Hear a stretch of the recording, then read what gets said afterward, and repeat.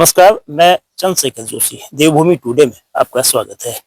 19 अप्रैल को उत्तराखंड बोर्ड का परीक्षा परिणाम आया। हाई स्कूल और इंटरमीडिएट का परीक्षा परिणाम बेहद शानदार रहा। चंपावत जिले में सागर पांडे ने हाई स्कूल बोर्ड में टॉप किया है। मेरिट जो प्रदेश की है उसमें वो छठे स्थान पर रहे। हिंदी और विज्ञान दोनों विषयों में उन्होंने 100% अंक हासिल किए। विवेकानंद विद्या मंदिर इंटर कॉलेज जहां इस वक्त हम खड़े हैं, उस शिक्षा संस्थान के विद्यार्थी सागर पांडे ने कैसे मेरिट में आने का गौरव मिला, जो मुकाम हासिल किया है वो कैसे किया है, तो सीधे सागर जी से बात करते हैं। सागर जी, बहुत बधाई आपको। धन्यवाद आप सर। चंपावत जिले में जो मुख्यमंत्री पुष्कर सिंह धामी का भी जिला है जी। और तमाम प्रतिभाएं यहाँ से उभरी है। हाँ। इस बार 2025 का जो उत्तराखंड बोर्ड का रिजल्ट रहा उसमें आप प्रदेश में छठे नंबर पे आए। जी। 500 में से 490 मार्क्स, यानी कि 98% आए। तो क्या उम्मीद थी कि आपको 98% मार्क्स आएंगे और मेरिट में इस ऊंचाई पे आ पाएंगे? जी, 95 से ऊपर आ जाएगी इतनी उम्मीद तो थी मेरे को। तो आपकी जो पढ़ाई का क्या तरीका रहता है, किस तरह की रणनीति, क्या स्ट्रेटेजी होती है? घर में पढ़ते हैं तो किस मतलब सुबह पढ़ते हैं, शाम पढ़ते हैं, विषयों को कैसे पढ़ते हैं, लिखकर मतलब रीडिंग राइटिंग रिवीजन, ये कैसे आप पढ़ाई का आपका? बस मेरा रीडिंग ही रहता था, राइटिंग उतना हो नहीं पाता था। तो मैं सुबह तो मेरा फिक्स रहता था 2 घंटे तक, और शाम को रात को 10-11 बजे से मैं पढ़ने बैठता था।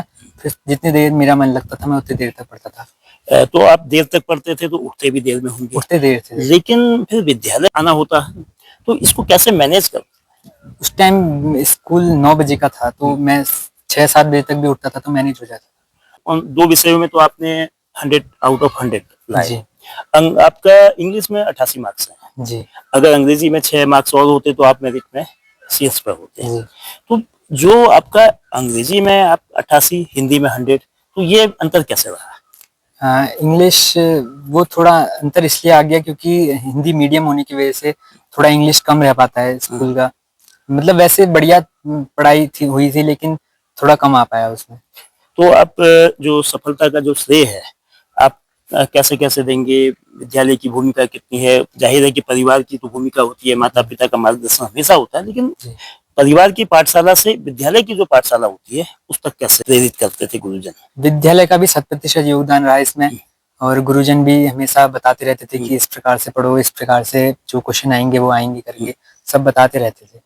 आपने कोई कोचिंग करी या कोई ट्यूशन लिया बाहर से, ऐसा भी कुछ था या नहीं नहीं, घर में ही पढ़ा, जितना पढ़ा स्कूल में और घर में। अब आप इंटर में जाएंगे, जी। तो इंटर में आपकी क्या, आप बायोलॉजी ग्रुप में रहेंगे, मैथ्स में रहेंगे? आगे क्या आपका आगे देखते हैं, इंजीनियरिंग की लाइन या डॉक्टरी की लाइन या सिविल सर्विसेज की लाइन? सिविल सर्विसेज की लाइन में रहूंगा, और 12th इंटरमीडिएट में मैं मैथ्स साइड से पढ़ूंगा अभी। मैथ्स से पढ़ेंगे। तो पढ़ाई के अलावा खेल या कोई अन्य क्षेत्र में कोई दिलचस्पी रही हो? हाँ, पढ़ाई के अलावा और में दिलचस्पी है, जैसे माइंड गेम होते हैं, चेस वगैरह, और जो आउटडोर गेम होते हैं उनमें भी है।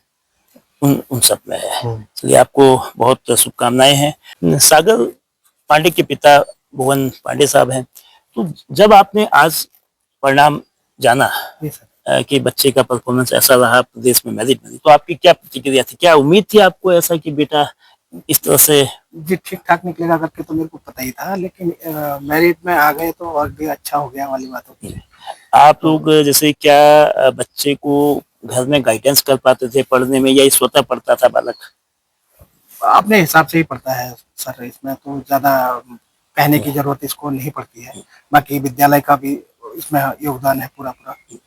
चलिए, बहुत धन्यवाद। सागर पांडे की जो परफॉर्मेंस रहा है, ये एक सीख देता है, एक नसीहत, एक प्रेरणा कि ललक अगर हो तो संसाधनों की कमी, मार्गदर्शन घर में उस तरह से माता पिता की ओर से नहीं मिल पाता था। जो भी गाइडेंस होती थी मुख्य रूप से वो विवेकानंद विद्या मंदिर के प्रिंसिपल एस.एन.